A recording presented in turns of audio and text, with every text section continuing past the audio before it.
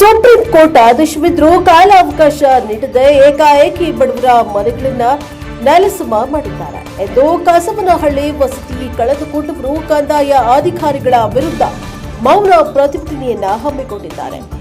ಮಹದೇವಪುರ ಕ್ಷೇತ್ರದ Kasavanahalli survey number 12/4ರ 2.50 ಗುಂಟೆಯಲ್ಲಿದ್ದ ಜಮೀನಿಗೆ supreme court ಆದೇಶ ನೀಡಿತ್ತು.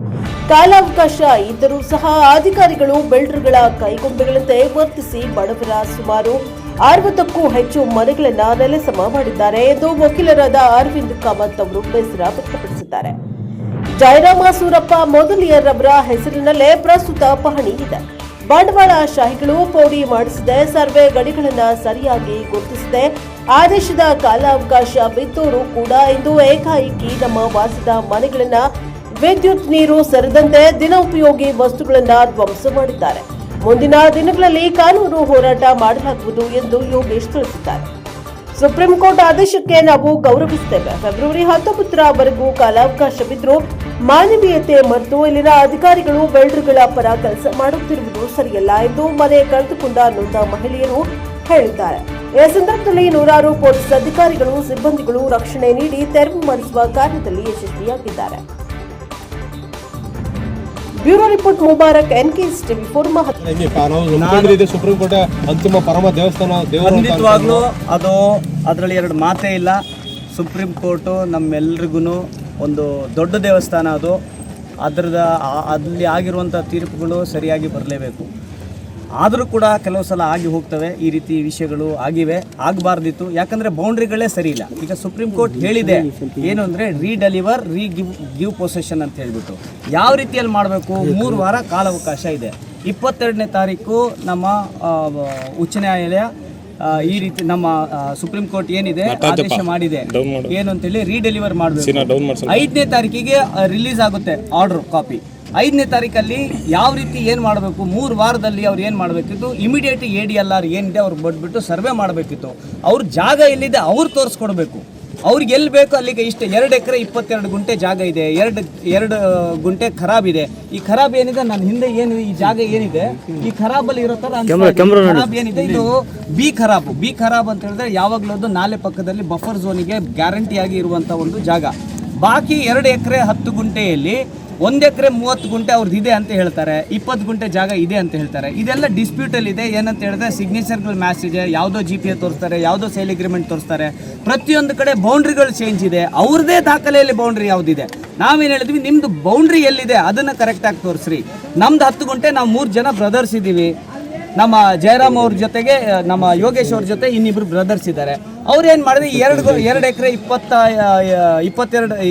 22 ಗುಂಟೆಯಲ್ಲಿ 3 ಜಾಗದಲ್ಲಿ ಅಂದರೆ ಬ್ರದರ್ಸ್ ಎಲ್ಲ ಜನರಲ್ಲಿ ಒಟ್ಟಿಗೆ ಹತ್ರ ಇರೋಕ್ಕೆ ಇಷ್ಟಪಡಲ್ಲ. ಒಬ್ಬರು 3 ಗುಂಟೆಯಲ್ಲಿ ಇಲ್ಲಿ ಒಬ್ರು ಜನ ಇದ್ದಾರೆ, ಇನ್ನೊಬ್ರು ಆ ಕಡೆ ಇದ್ದಾರೆ, ಇನ್ನೊಬ್ರು ಬ್ಯಾಕ್ ಸೈಡಲ್ಲಿ ಮನೆ ಮಾಡ್ಕೊಂಡಿದ್ದಾರೆ.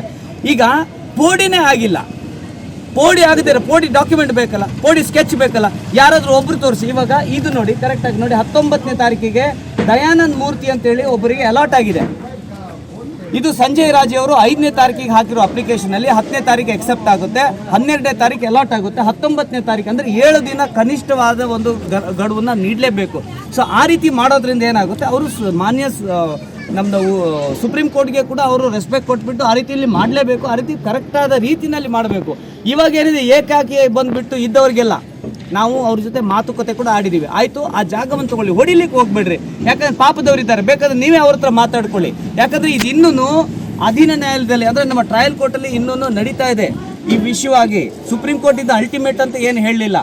ಪ್ರೈಮಾ ಫೇಸಿ ಅವರು ನೆಕ್ಸ್ಟ್ ಪಾರ್ಟ್ ಇಂಜಂಕ್ಷನ್ ಅವ್ರ ಕಡೆ ಇರೋದ್ರಿಂದ ಅವ್ರು ಇದ್ದಾರೆ ಅಂತ ಒಂದು ಊಹೆಯಲ್ಲಿ ಅವ್ರು, ಯಾಕಂದರೆ ಟೈಟಲ್ ಫಾಲೋಸ್ ಪೊಸೆಷನ್ ಅಂತೇಳಿ ಅವ್ರ ಜೊತೆ ಟೈಟಲ್ ಇದೆ ಅಂತ, ಆ ಟೈಟಲ್ ನಾವು ಡಿಸ್ಪ್ಯೂಟ್ ಮಾಡ್ತಾ ಇದ್ದೀವಿ. ಸುಪ್ರೀಂ ಕೋರ್ಟು ಕ್ಲಿಯರ್ ಆಗಿ ಹೇಳಿದೆ ಏನಂದರೆ ಆ ಟೈಟಲನ್ನು ನೀವು ಟ್ರಯಲ್ ಕೋರ್ಟಲ್ಲಿ ಖಂಡಿತವಾಗ್ಲೂ ಮಾಡ್ಬೋದು. ನಾವು ಮಾಡಿರೋ ಅಬ್ಸರ್ವೇಷನ್ ನಿಮ್ಗೆ ಯಾವುದೇ ರೀತಿ ತೊಂದರೆ ಬರಲ್ಲ. ಅಂದರೆ ಈ ಜಾಗದಲ್ಲಿ ನೀವು ಯಾವುದೇ ರೀತಿ ಡೆವಲಪ್ಮೆಂಟ್ ಅವ್ರಿಗೆ ಮಾಡಿಕೊಡೋಕೆ ಆಗಲ್ಲ. ಹಾಗಿರುವಾಗ ಈ ಬಡ ಜನತೆಗಳು ಯಾಕೆ 2,000 ರೂಪಾಯಿ ಏನೋ ಕೊಟ್ಕೊಂಡು ಹೆಂಗೋ ಶೀಟ್ ಮನೆ ಮಾಡ್ಕೊಂಡು ಮಾಡಿದ್ರೆ 90ರಿಂದ 100 ಜನ ಇದ್ದಾರೆ. ಇವ್ರದ್ದು ಕಷ್ಟವಾಗಿರುವಂಥ ಆ ಕಡೆ ನೋಡಿ ಪೇಂಟ್ ಕೂಡ ಹಾಕೊಂಡಿಲ್ದಿರೋ ಅವ್ರ ಮನೆ ಇದೆ. ಅಂಥ ಒಂದು ಪರಿಸ್ಥಿತಿ. ಅಗ್ರಿಕಲ್ಚರ್ ಲ್ಯಾಂಡ್ ಒಂದು ಕಡೆ ಕನ್ವರ್ಟೆಡ್ ಅಂತಾರೆ, ಇನ್ನೊಂದು ಕಡೆ ಅಗ್ರಿಕಲ್ಚರ್ ಲ್ಯಾಂಡ್ ಅಂತ ಅವರೇ ಸೇಲ್ ಡೀಡಲ್ಲಿ ಹೇಳ್ತಾರೆ. ಈ ಸೇಲ್ ಡೀಡ್ಗಳನ್ನೆಲ್ಲ ತಮಗೆ ತೋರಿಸಿದ್ರೆ ತಮಗೆ ಗೊತ್ತಾಗುತ್ತೆ. ನಾವು ಯಾರು ಹೇಳಬೇಕು ಅಂತ 10ನೇ ಕ್ಲಾಸ್ ಹುಡುಗರಿಗೆ ತೋರಿಸಿದ್ರೆ ಗೊತ್ತಾಗುತ್ತೆ ಯಾವ ರೀತಿಯಲ್ಲಿ ಈ ಬೌಂಡ್ರಿಗಳು ಎಷ್ಟು ಮಿಸ್ ಮ್ಯಾಚ್ ಇದೆ ಅಂತ ಹೇಳಿ. ಅವರು ಕನ್ವರ್ಷನ್ ಮಾಡ್ತಾರೆ ಅಂತ ಹೇಳ್ತಾರೆ. ಕನ್ವರ್ಷನ್ ಅಲ್ಲಿ ಒಂದು ತರ ಇದೆ, ಇನ್ನೊಂದು ಜಾಗದಲ್ಲಿ ಸೇಲ್ ಅಗ್ರಿಮೆಂಟ್ ಯಾರೋ ಒಬ್ರು ಕಿಯಾದವ್ರಿಗೆ ಸೇಲ್ ಮಾಡಿಬಿಟ್ಟಿದ್ದಾರೆ. ಕೇಸ್ ನಡೀತಾ ಇದೆ, ಅದನ್ನ ಲಿಸ್ಟ್ ಪೆಂಡೆನ್ಸ್ ಅಂತ ಆ ರೀತಿಯಲ್ಲಿ ಅವರು ಸೇಲ್ ಮಾಡ್ಲಿಕ್ಕೆ ಸಾಧ್ಯನೂ ಇಲ್ಲ. ಇರೋದು 20 ಗುಂಟೆ ಅಂತ ಕೆಲವು ಸಲ ಹೇಳ್ತಾರೆ ಸಂಜಯ್ ರಾಜ್ ನನ್ನ ಹತ್ರ. ಇನ್ನೊಂದು ಕಡೆ 1 ಎಕರೆ 30 ಗುಂಟೆ ಅಂತ ಹೇಳ್ತಾರೆ. 1 30 20 ಸೇರಿಸಿದ್ದು 2 10 ಆಯ್ತು. ಅದು ಅವ್ರಿಗೆ ಕ್ಲಾರಿಟಿ ಇಲ್ಲ, ಅವ್ರ ಜಾಗ ಎಲ್ಲಿದೆ ಅಂತಲೇ ಅವ್ರಿಗೆ ಗೊತ್ತಿಲ್ಲ. ನಾವು ಎಷ್ಟೋ ವರ್ಷಗಳಿಂದ ಅಂದರೆ ನಮ್ಮ ತಾತನಿಂದ ಮುತ್ತಾತನಿಂದ ಬಂದಿರುವಂಥ ಈ ಜಾಗ, ಯೋಗೇಶ್ ಅವ್ರದ ಮುತ್ತಾತನಿಂದ ಬಂದಿರುವಂಥದ್ದು. ಏನು ಯೋಗೇಶ್ ಅವರು, ಈಗ ಇವರು ಯಾವುದೇ ರೀತಿ ಅಡೆ ಮಾಡೋಕ್ಕಾಗಲ್ಲ, ನಾವು ಅದಕ್ಕೆ ಯಾವಾಗಲೂ ಅವಕಾಶ ಕೊಡೋದಿಲ್ಲ, ಜಗಳ ಮಾಡೋ ವಿಷಯನೇ ಇಲ್ಲ.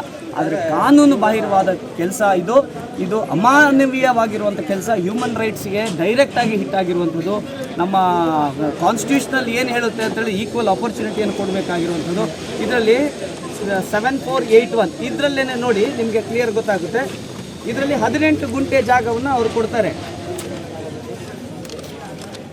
ಕಿಯಾದವರಿಗೆ ಕೇಸ್ ನಡೀತಾ ಇದ್ದಂಗೆ ಅವರು ಕಿಯಾದವರಿಗೆ ಇದನ್ನು ಸೇಲ್ ಮಾಡ್ತಾರೆ. Give me another sir, give me another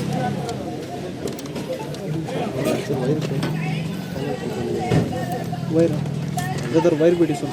ಅಂದರೆ ಇವತ್ತು ಸುಪ್ರೀಂ ಕೋರ್ಟ್ ಆಜ್ಞೆ ಏನಿದೆಯೋ ಅದು ಆದೇಶ ನಾವು ಪಾಲನೆ ಮಾಡಲೇಬೇಕು. ಆದರೂ ಅದಕ್ಕೆ ಸಮಯ ಅನ್ನೋದು ಇದ್ದೇ ಇರುತ್ತೆ. 22ನೇ ತಾರೀಕು ಆದೇಶ ಆಗುತ್ತೆ, ನಾವು 5ನೇ ತಾರೀಕು ನಮಗೆ ಆದೇಶದ ಪ್ರತಿ ಸಿಗುತ್ತೆ, ಅಂದರೆ ಆರ್ಡ್ರ್ ಪ್ರತಿ 5ನೇ ತಾರೀಕು ಸಿಕ್ಕಿದಾಗ ನಾವು ಅದಕ್ಕೆ ಏನು ಮಾಡಬೇಕು, ಅವ್ರು ಯಾವ ಥರ ಹಾಕಿದ್ದಾರೆ ಎಲ್ಲ ನೋಡಿ ನಾವು ಅದಕ್ಕೆ ಕಾನೂನುಬದ್ಧವಾಗಿ ಅವರು ಕರೆಕ್ಟು ಒಂದು ಆದೇಶ ಆಗೈತೆ ಅಂದರೆ ಅದರಲ್ಲಿ ಸತ್ಯತೆ ಇರುತ್ತೆ ಅಂತ ನೋಡಿ ಮಾಡಿರ್ತಾರೆ.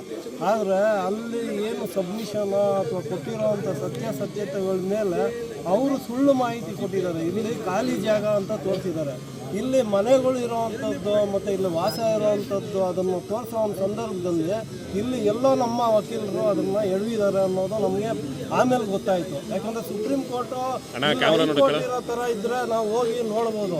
ನಾವು ದಿನಗೂಲಿ ಮಾಡೋರು ಹೈಕೋರ್ಟಿಂದ ಸುಪ್ರೀಂ ಕೋರ್ಟ್ ಇಲ್ಲಿಂದ ಡೆಲ್ಲಿಗೆ ಹೋಗಬೇಕು, ಡೆಲ್ಲಿ ಅಷ್ಟು ದೂರ ಹೋಗಿ ನಮ್ಮ ಕೈಯಲ್ಲಿ ಮಾಡದೇ ಇರೋ ಪರಿಸ್ಥಿತಿಯಲ್ಲಿ ಇದನ್ನು ಒಂದು ಸಾಧಕವಾಗಿ ತೊಗೊಂಡು ಅದು ಏನು ಮಾಡಿದ್ದಾರೆ ಅಂತ ಗೊತ್ತಿಲ್ಲ. ಆದರೆ ಇವಾಗ ಆದೇಶ ಇದೆ, ಆ ಆದೇಶಕ್ಕೆ ತಿರ್ಗಾ ಪ್ರತಿ ಆದೇಶವಾಗಿ ನಮ್ಮ ಒಂದು ನಿವೇದನೆ ತೋರಿಸ್ಕೊಂಡ್ರೆ ಅದಕ್ಕೆ ಸಮಯಾವಕಾಶ ಇದೆ. ಇಲ್ಲಿ ಇವರು ಪೊಲೀಸವರು ಹೇಳೋ ಥರ ಅವ್ರಿಗೆ 3 ವಾರ ಕಂಪ್ಲೇಂಟ್ಸ್ ಕೊಟ್ಟಿದ್ದಾರೆ, 3 ವಾರ ಒಳಗೆ ಬಿಟ್ಕೊಟ್ಟು 1 ವಾರದೊಳಗೆ ಕಂಪ್ಲೇಂಟ್ಸ್ ಮಾಡಬೇಕು ಅಂತ ಹೇಳಿದ್ದಾರೆ ಕಮಿಷನರ್ಗೆ. ಆದರೆ ಕಮಿಷನರು ನಮ್ಮ ಮೇಲೆ ಒಂದು ಕರುಣೆ ತೋರಿಸ್ತಾ ಇಲ್ಲ. ಯಾಕಂದರೆ ಇಲ್ಲಿ ಅವರು ಆದೇಶ ಪಾಲನೆ ಮಾಡದೇ ಇದ್ದಾಗ ಅವ್ರ ಕುತ್ತಿಗೆಗೆ ಬರುತ್ತೆ ಅನ್ನೋದು ಸತ್ಯ ಅಂತ ಆದ್ರೂ ನೈಜ ವಾಸ್ತವ ಅವ್ರಿಗೆ ತಿಳಿಸ್ಕೊಟ್ಟಾಗ ಇದೇನಾಗುತ್ತೆ, ಅಲ್ಲಿಗೆ ಅವ್ರು ತಲುಪಿಸಿದಾಗ ಇನ್ನೂ ನಮಗೆ ಸ್ವಲ್ಪ ಒಂದು ಹತ್ರ ಆಗುತ್ತೆ, ಹಾಗೂ ಆ ಸತ್ಯತೆ ಅಲ್ಲಿ ತಿಳಿಯುತ್ತೆ. ಆದರೆ ಇಲ್ಲಿ ಅದಕ್ಕೆ ಸಂದರ್ಭ ಕೊಡದೆ, ಕಾಲಾವಕಾಶ ಕೊಡದೆ, ನಾವು ಆದೇಶ ಮಾಡೋರೆ ಅಷ್ಟೇ, ನಾವು ಅದನ್ನು ಪಾಲನೆ ಮಾಡ್ತೀವಿ, ನೀವೇನಾದ್ರು ಮಾಡಿ, ನೀವು ಹೋಗಿ ಕೋರ್ಟಿಗೆ ತಿಳಿಸಿ ಅಂದರೆ ಅಟ್ಲೀಸ್ಟ್ ನಾವು ಸುಪ್ರೀಂ ಕೋರ್ಟ್ಗೆ ಹಾಕಿರೋದು ಮೊನ್ನೆ ಹೋಗಿ ಕಮಿಷನರ್ ಅವ್ರಿಗೂ ಒಂದು ಲೆಟ್ರ್ ಕೊಟ್ಟು ಆಮೇಲೆ ನಾವು ಮೊನ್ನೆ ಡೈರಿಗೆ ಕೇಸ್ ಡೈರಿ ನಂಬರ್ ಓಪನ್ ಮಾಡ್ಕೊಂಡಿದ್ದೀವಿ. ಸುಪ್ರೀಂ ಕೋರ್ಟಲ್ಲಿ ಬಂದು ಆನ್ಲೈನಲ್ಲೇ ಅದು ಆಟೋ ಸ್ಟೇಟಾಗಿ ಬರುವಂಥದ್ದು. ಸೊ ಇವಾಗ ಏನಾಗುತ್ತೆ, ಇವತ್ತು ಸೆಕೆಂಡ್ ಸ್ಯಾಟರ್ಡೇ ಇರೋದ್ರಿಂದ ಇವತ್ತು ಬರಲಿಲ್ಲ. ಇವಾಗ ಸೋಮವಾರ ಮಂಗಳವಾರ ಅಟ್ಲೀಸ್ಟ್ ಬಂದಾಗ ನಮಗೆ ಸ್ವಲ್ಪ ಸಮಯಾವಕಾಶ ಕೊಡ್ತಾರೆ.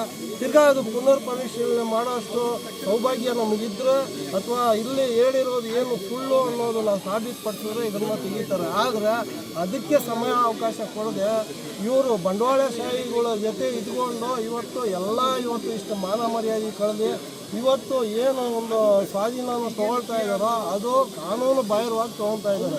ಆದರೆ ಕಾನೂನು ರಕ್ಷಣೆ ಮಾಡೋರೇ ಇಲ್ಲಿ ಕಾನೂನು ಬಾಹಿರವಾಗಿ ಕೊಡೋದ್ರಿಂದ ನಮ್ಮಂಥ ಬಡವರಿಗೆ ನ್ಯಾಯ ಎಲ್ಲೂ ಸುಪ್ರೀಂ ಕೋರ್ಟಲ್ಲೂ ಸಿಕ್ಕಲ್ಲ, ಹೈಕೋರ್ಟಲ್ಲೂ ಸಿಕ್ಕಲ್ಲ, ಲೋಯರ್ ಕೋರ್ಟಲ್ಲೂ ಸಿಕ್ಕಲ್ಲ. ನಾವೇನು ಮಾಡೋಕ್ಕಾಗಲ್ಲ, ಬಡವರು ನಾವು ಇದನ್ನೇ ಅನುಭವಿಸ್ಬೇಕು. ಇಷ್ಟೆಲ್ಲ 20 ವರ್ಷದಿಂದ ಬಾಧೆ ಬಿದ್ದು ಬಂದಿರೋರನ್ನ ಒಬ್ಬ ವಕೀಲರ ಮೇಲೆ ನಾವು ಸುಳ್ಳು ಹೇಳಬಾರ್ದು. ಆದರೆ ಅವ್ರು ಎಡವಿದ್ದಾರೆ ಅಂತ ಹೇಳ್ತೀನಿ ಹೊರತು ಒಂದು ವಕೀಲರು ಎಡವಿರೋ ಒಂದು ತಪ್ಪನ್ನ ಇದನ್ನು